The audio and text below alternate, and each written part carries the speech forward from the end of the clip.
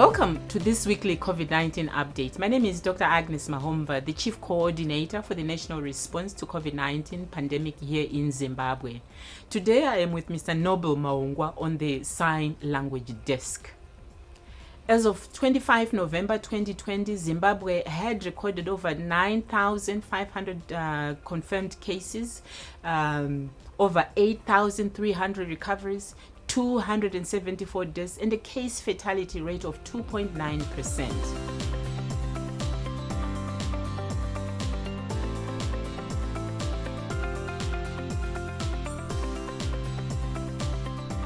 The highest number of cases has been confirmed in Harare Metropolitan Province, followed by Bulawayo Metropolitan Province.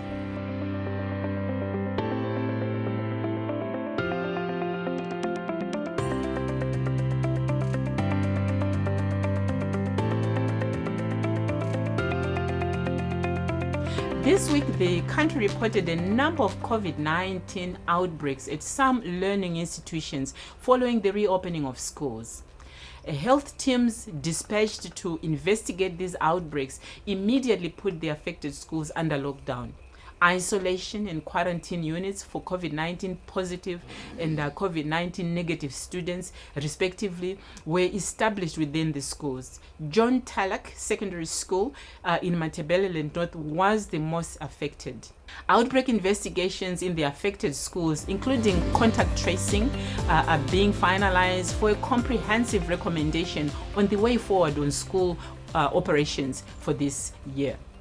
In the meantime, the Ministry of Primary and Secondary Education, with the technical support from Ministry of Health and Childcare, is working on strengthening implementation of school standard operating procedures on practical measures to minimize the recurrence of the COVID-19 outbreaks at boarding schools, water and sanitation ratios, ventilation, social behaviors among learners. It also includes carrying out detailed inspection of all boarding facilities and training hostel matrons, boarding masters, and kitchen staff.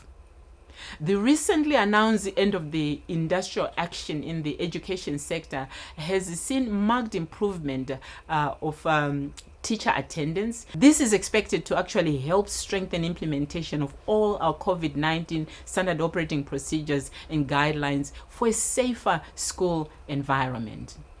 Once again, detailed recommendations on the way forward for schools are expected once current outbreak investigations have been completed and documented. In addition to concerns over the outbreak in some schools, the recent increase in new cases and deaths has raised a number of questions in our communities. Many want to know if the second wave is now here. Some want to know if we should go back to total lockdown. And some have assumed that the reason why the country is recording an increase in new cases is because there is no lockdown anymore. As indicated in my update last week, the country is very much still under lockdown. The biggest challenge that the country is, however, facing is the poor adherence to these orders and adherence to all the other recommended public health and social measures. It is therefore important to remind ourselves that public health and social measures are actions by you, the individual, the communities, institutions, and the government to curb the spread of the virus. In other words, we all need to adhere to these measures. There are no exceptions. The COVID-19 super spreader gatherings that we are witnessing in various communities are significantly contributing to the increase in reported cases that we are currently experiencing. Participants at these illegal gatherings are not social distancing. They are not wearing their face masks. Some are wearing them on their chins. That is not appropriate.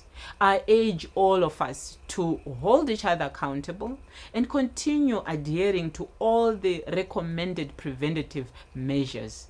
This is our only solution at this moment of curbing this epidemic.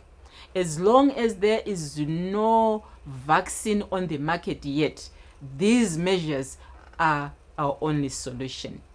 This therefore leads me to the issue of vaccines. Following the recent vaccine announcements by Pfizer, Moderna, Therapeutics, and the University of Oxford, many have asked if Zimbabwe is ready to roll out a COVID-19 vaccine.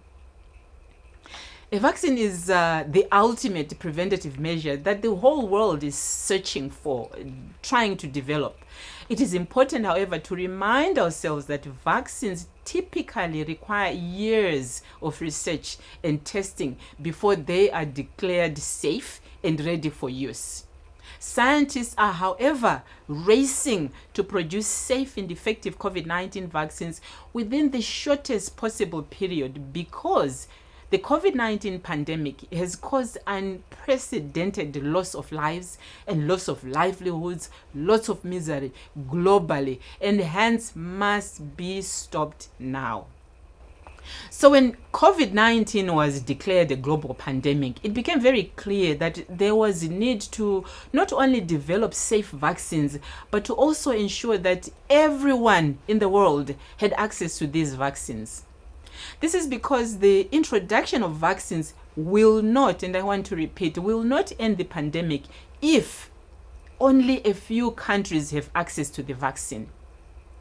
This realization pushed the WHO, the Global Alliance for Vaccines and Immunizations, commonly referred to as Gavi, and other global leaders on immunizations, such as UNICEF, to come up with a COVID-19 Global Access Facility, in short, COVAX, to address this issue. The COVAX facility, led by WHO and Gavi, is there to accelerate the development and manufacture of safe, effective COVID-19 vaccines in order to guarantee rapid and fair and equitable access to vaccines for all countries once, of course, the vaccines have been confirmed safe, effective, and ready for deployment.